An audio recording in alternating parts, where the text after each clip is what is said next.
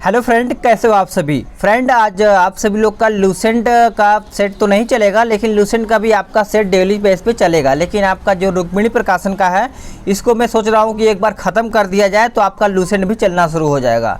लेकिन आप परेशान ना होइएगा, बीच बीच में आपका लूसेंट का जो प्रैक्टिस है वो भी डेली बेस पे चलता रहेगा, ठीक है। तो इसमें आपको टोटल 80 क्वेश्चन देखने को मिलेगा। अब आप सभी लोग बताइएगा कि इतने दिनों में आप सभी लोगों ने कितना तैयारी किया है। इन 80 प्रश्नों में से आप सभी लोग कितना क्वेश्चन सही कर पा रहे हैं। ओके, चलिएगा। तो वीडियो को शुरू करने से पहले आप सभी लोगों से रिक्वेस्ट है कि वीडियो को लाइक कर दीजिए, ज़्यादा से ज़्यादा लोगों के पास शेयर करें, ताकि और भी लोग इस वीडियो के माध्यम से अपना स्कोर और भी बेहतर कर पाएंगे। तो चलिए देखते हैं कि आप सभी लोग इतना दिन से जो तैयारी कर रहे हैं, कितना आप सभी लोग स्कोर कर पा रहे हैं। कमेंट सभी लोग करेंगे कि मेरा स्कोर कितना आ रहा है, ठीक है। चलिएगा, क्वेश्चन नंबर पहले देखते हैं कि मालविकाग्नि मित्रम नामक नाटक के लेखक कौन है। आंसर करिएगा, फास्ट आंसर सभी लोग करेंगे तो आंसर इसका कालिदास हो जाएगा। यानी मालविकाग्नि मित्रम नाटक के लेखक कौन है, तो कालिदास हो जाएंगे। और कालिदास चंद्रगुप्त सेकंड के दरबार में रहते थे, याद होना चाहिए सभी को। नेक्स्ट क्वेश्चन है कि सिंधु घाटी सभ्यता से संबंधित पुरास्थल संशोधन यानी पुरास्थल संधोल कहाँ पर स्थित है। तो आंसर हो जाएगा आपका पंजाब में, याद रखिएगा। नेक्स्ट क्वेश्चन है कि सिंधु घाटी सभ्यता में फिरोजा कहाँ से आयात होता था। फिरोजा, तो याद रखिएगा आपका ईरान से आपका यहाँ पे होता था। खेतड़ी से तांबा का उत्पादन होता था, तो आपको ये भी याद रखना है। 6ठी शताब्दी ईसा पूर्व में महाजनपदों की कुल संख्या कितनी थी। तो ये मैंने लूसेंट में करवा दिया है अपने सेट में, तो सभी को पता होना चाहिए 16। तो जैन ग्रंथ भागवती सूत्र तथा बौद्ध ग्रंथ अंगुत्तर निकाय में 16 महाजनपदों की जानकारी देखने को मिलती है। तो चलिए नेक्स्ट क्वेश्चन पे आते हैं कि जैन तीर्थंकर यानी 20वां का प्रतीक चिन्ह क्या था। तो आंसर हो जाएगा आपका ऑप्शन सी, कूर्म। याद रखिएगा, जैन के 20वें तीर्थंकर मुनि सुब्रतनाथ हैं, जिनका प्रतीक आपका कूर्म यानी कछुआ हो जाएगा, याद रखिएगा। जैन धर्म के संस्थापक कौन थे। ऋषभदेव थे, जो जैन धर्म के प्रथम तीर्थंकर भी माने जाते हैं। जैन धर्म में कुल 24 तीर्थंकर हुए थे। महावीर स्वामी जैन धर्म के 24वें तीर्थंकर है, जिनका प्रतीक चिन्ह आपको पता है सिंह है। क्या है? सिंह, याद रखिएगा, ठीक है। चलिएगा, नेक्स्ट क्वेश्चन पे है, किसकी पदावधि में महिलाओं तथा बच्चों की कार्य अवधि के घंटों को सीमित करने तथा स्थानीय शासन को आवश्यक नियम बनाने के लिए प्राधिकृत करने के लिए प्रथम फैक्ट्री अधिनियम का अधिग्रहण किया गया था। चलिएगा, आंसर करिएगा। आंसर हो जाएगा आपका ऑप्शन सी, लॉर्ड रिपन। याद रखिएगा, लॉर्ड रिपन का कार्यकाल 1880 से 84 तक था। बुंदेलखंड की राजधानी कहाँ पर थी। बुंदेलखंड की राजधानी कहाँ पर थी, तो आपकी कालिंजर में थी। चंदेल राजवंश की स्थापना देखा जाए तो नन्नुक ने यानी नन्नुक के द्वारा जेजाक मुक्ति की में की गई थी, याद रखिएगा, ठीक है। कालांतर खजुराहो चंदेलों की राजधानी बनाई गई थी। नेक्स्ट क्वेश्चन पे आते हैं कि सल्तनत कालीन प्रशासन में दीवान ए विजारत के प्रमुख अधिकारी को क्या हम कहते थे उस टाइम। तो याद रखिएगा, उसको हम वजीर बोलते थे, याद रखिएगा। इतिहासकार जियाउद्दीन बर्नी के अनुसार सल्तनत कालीन प्रशासन में गुलाम वंश के समय 4 विभाग प्रमुख होते थे, परंतु कालांतर में यह 6 हो गए थे। ये भी आपको याद रखना है। नेक्स्ट क्वेश्चन है कि प्रमुख चिश्ती संत कुतुबुद्दीन बख्तियार काकी को किसने शेख अल इस्लाम की उपाधि प्रदान की थी। तो आंसर हो जाएगा आपका इल्तुतमिश। याद रखिएगा, कुतुबुद्दीन यानी कुतुबुद्दीन बख्तियार खाजी ख्वाजा मोइनुद्दीन चिश्ती के शिष्य थे। तो याद रखिएगा, यहाँ से प्रश्न आपका पूछा जा सकता है। नूरजहाँ का वास्तविक नाम क्या था। इंपॉर्टेंट क्वेश्चन है। नूरजहाँ का वास्तविक नाम पूछा गया है तो मेहरुनिसा हो जाएगा। देखिए, नूरजहाँ जहांगीर की बेगम थी, नूरजहां का जहांगीर के साथ दूसरा विवाह हुआ था। नूरजहां की पहली विवाह अली कुली बेग के साथ हुआ था, तो याद रखिएगा। नेक्स्ट क्वेश्चन है कि विदेशी आंदोलन में छात्रों की भागीदारी समाप्त करने हेतु कार्लाइन सर्कुलर कब लागू किया गया था? तो आंसर हो जाएगा 22 अक्टूबर 1905 में ये लागू किया गया था। नेक्स्ट क्वेश्चन है कि नासिक के मजिस्ट्रेट जैक्सन की हत्या के आरोप में 19 अप्रैल 1910 को किसे फांसी दी गई थी? तो आंसर हो जाएगा लक्ष्मण कन्हारे। याद रखिएगा, इंपॉर्टेंट क्वेश्चन है। देखिए, लक्ष्मण कन्हारे ने 21 दिसंबर 1909 ईस्वी यानी जैक्सन की हत्या कर दिया था, इसीलिए उनको फांसी की सजा दी गई थी। अनुशीलन समिति का गठन किसने किया था? अनुशीलन समिति का गठन किसने किया था?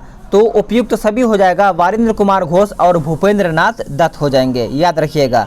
देखिए, अनुशीलन समिति की स्थापना 1904 में हुआ था। ठीक है, याद रखिएगा। नेक्स्ट क्वेश्चन है कि गांधी जी दक्षिण अफ्रीका से भारत कब लौटे थे? गांधी जी दक्षिण अफ्रीका से कब लौटे थे?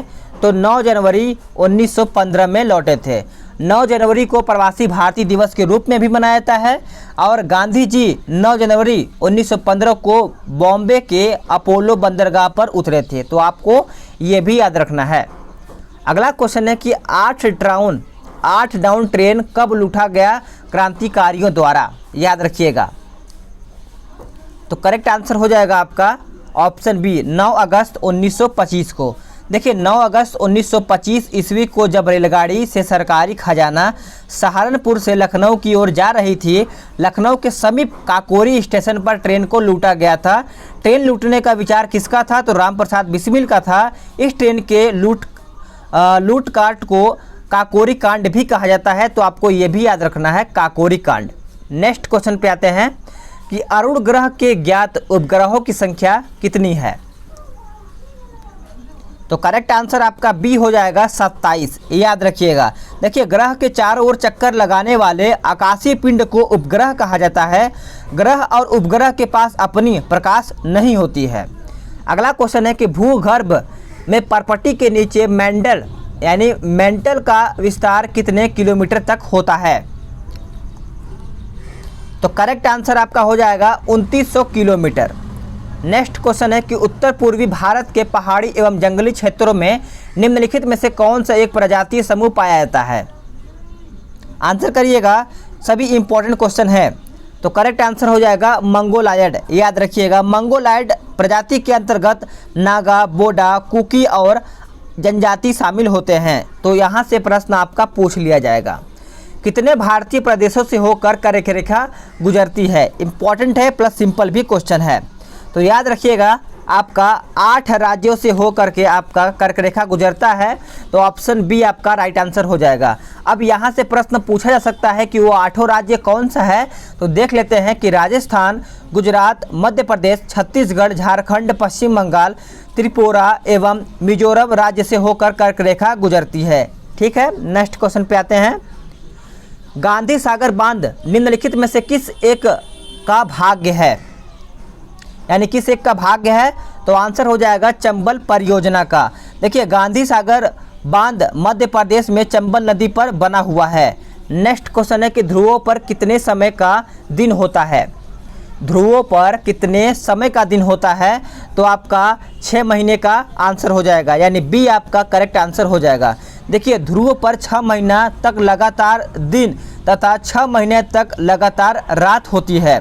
ठीक है, ध्रुव पर सूर्य की किरणें तिरछी तथा नगण्य रूप में पहुंचती है।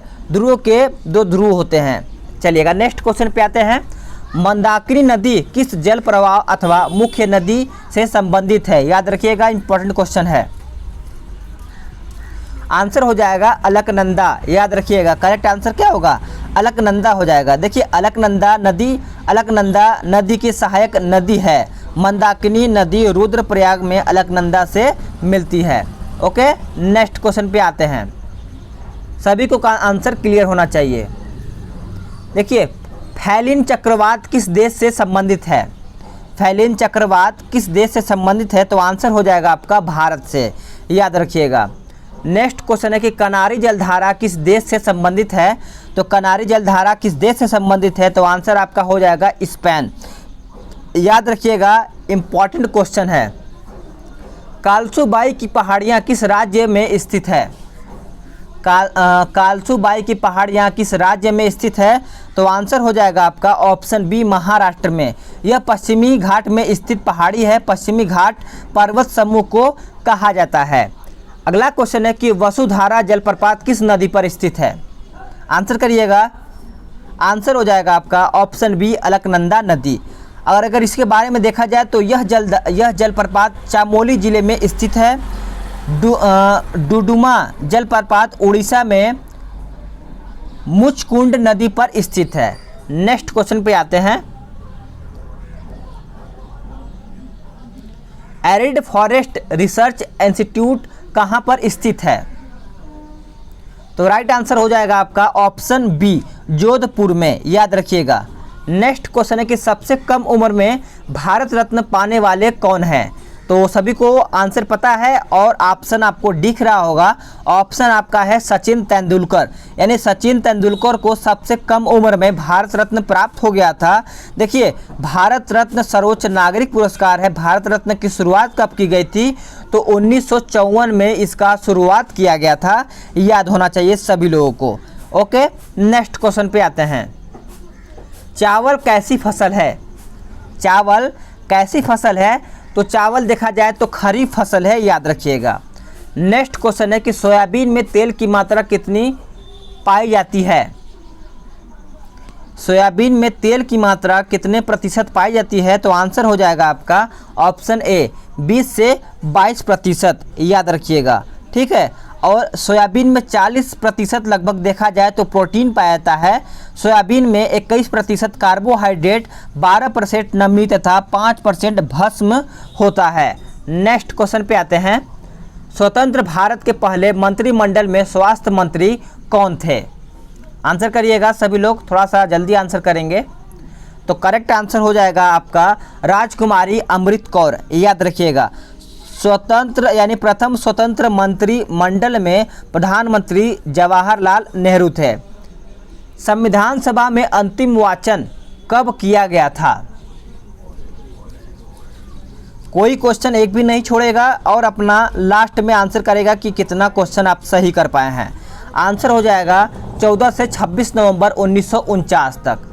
नेक्स्ट क्वेश्चन है कि राज्य पुनर्गठन अधिनियम 1956 के तहत कुल कितने राज्यों का गठन किया गया था? चलिएगा, फास्ट आंसर करिएगा सभी लोग। तो बी आपका आंसर हो जाएगा 14। याद रखिएगा। नेक्स्ट क्वेश्चन पे आते हैं, क्वेश्चन नंबर 34। अनुच्छेद 21 किससे संबंधित है? अनुच्छेद 21 किससे संबंधित है?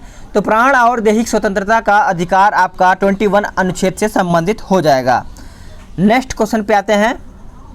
राज्य के नीति निर्देशक तत्वों का उल्लेख संविधान के किस भाग में किया गया है? तो ये आपका किया गया है 35 का आंसर देखा जाए तो भाग 4 हो जाएगा। अगर राज्य के नीति निर्देशक तत्वों को आयरलैंड के संविधान से लिया गया है तो आपको याद होना चाहिए। और भाग 4 अनुच्छेद कहाँ से कहाँ तक है? तो 36 से 51 तक है। तो ये भी प्रश्न आपका पूछ लिया जाएगा। भारत के राष्ट्रपति से संबंधित अनुच्छेद इसमें से नहीं है, कौन सा ये बताना है। तो आपके सामने दिख रहा होगा 36 का ऑप्शन डी हो जाएगा, अनुच्छेद 63। देखिए, अनुच्छेद 63 के तहत भारत के उपराष्ट्रपति के पद का प्रावधान किया गया है। याद रखिएगा। नेक्स्ट क्वेश्चन है कि लोकसभा में मध्य प्रदेश में कितने सीटें हैं? लोकसभा में मध्य प्रदेश में कितने सीटें हैं? तो आंसर रखिएगा आप सभी लोग 29 हो जाएंगे, ठीक है। देखिएगा, मध्य प्रदेश की कुल 29 लोकसभा सीटें हैं, जिसमें 10 सीटें एससी और एसटी के लिए आरक्षित हैं। अगला क्वेश्चन है कि लोकसभा के प्रथम अध्यक्ष कौन थे? लोकसभा के प्रथम अध्यक्ष देखा जाए तो गणेश वासुदेव मावलंकर हो जाएगा। नेक्स्ट क्वेश्चन पे आते हैं 29 यानी 39। मुख्यमंत्री की नियुक्ति कौन करता है? मुख्यमंत्री की नियुक्ति कौन करता है? तो आंसर सभी को पता होना चाहिए, राज्यपाल करता है। अनुच्छेद 163 के तहत मुख्यमंत्री की नियुक्ति राज्यपाल द्वारा की जाती है। राज्यपाल राज्य का संवैधानिक प्रमुख होता है तथा मुख्यमंत्री शासन का वास्तविक प्रमुख होता है। मुख्यमंत्री राज्य मंत्रिपरिषद का प्रधान होता है, तो आपको याद होगा।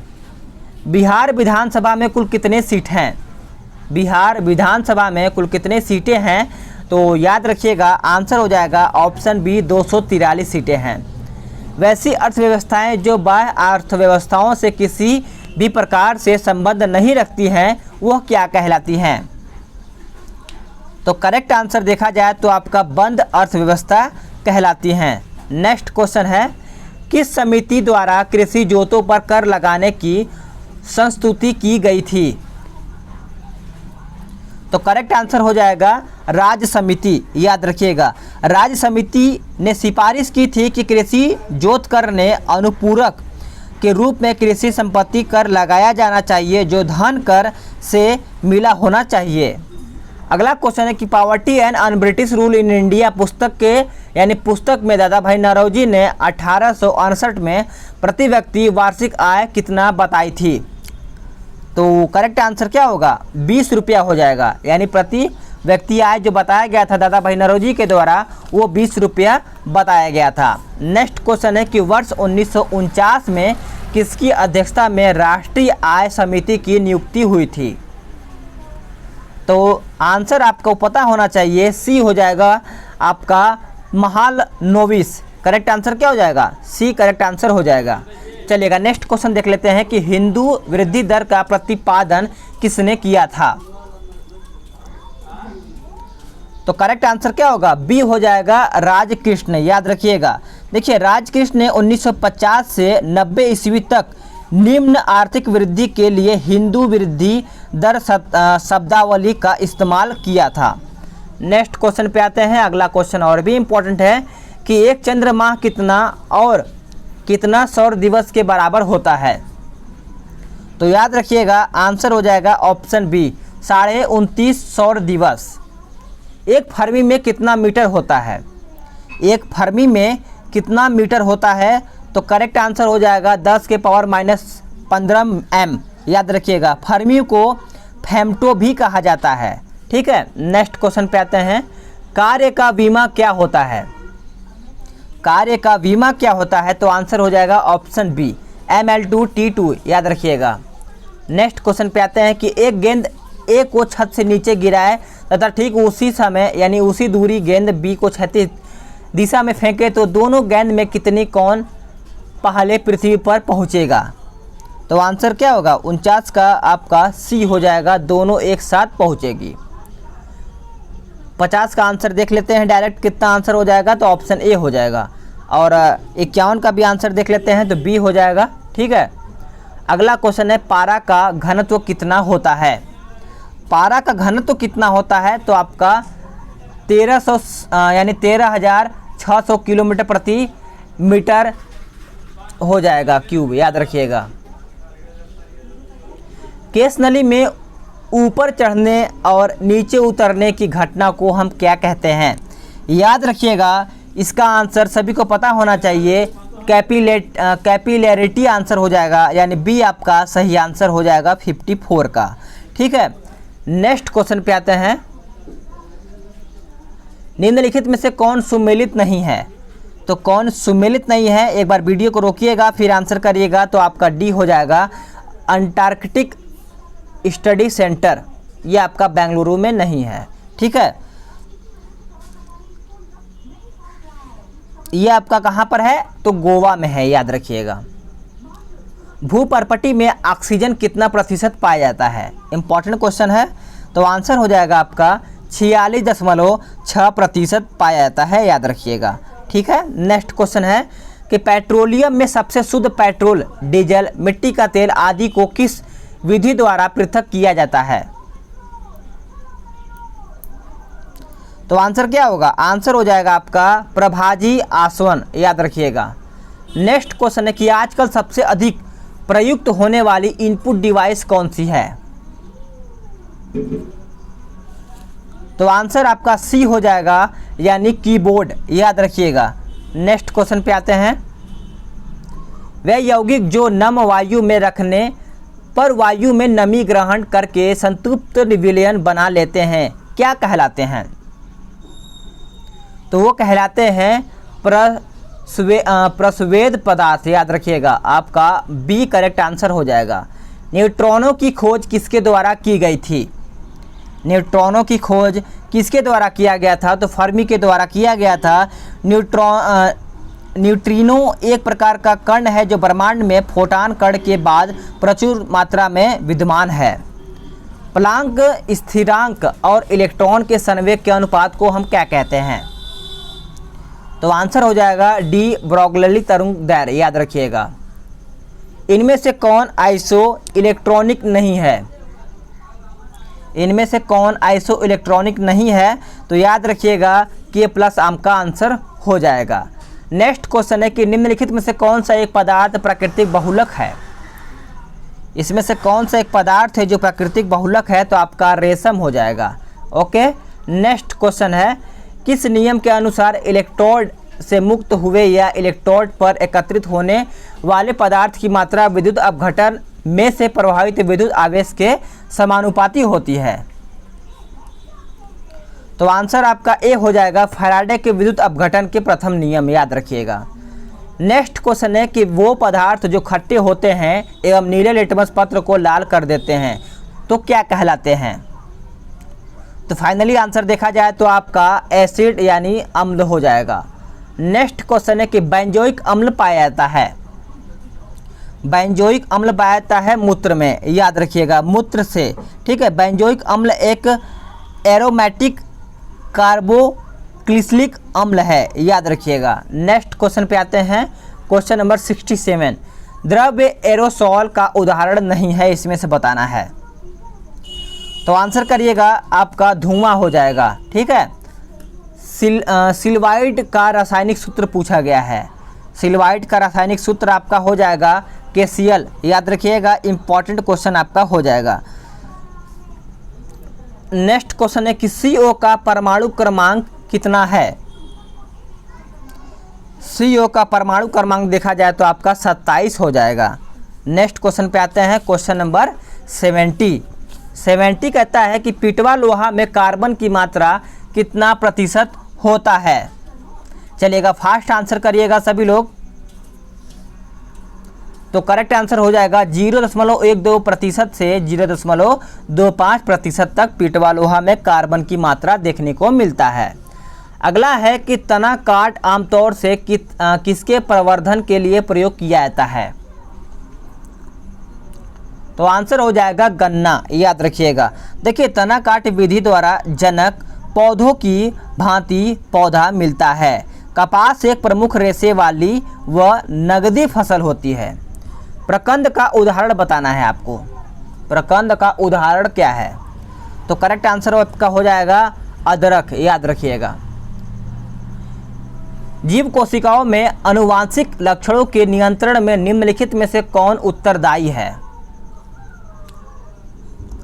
तो आंसर क्या होगा? आंसर हो जाएगा आपका DNA। याद रखिएगा, इंपॉर्टेंट आंसर आपका हो जाएगा। देखिए, DNA का फुल रूप हो जाएगा डीऑक्सी राइबोज न्यूक्लिक एसिड। यह प्रश्न आपका पूछ लिया जा सकता है। ठीक है, अगला क्वेश्चन देखते हैं। क्रोमियम की कमी से कौन सा अंग प्रभावित होता है?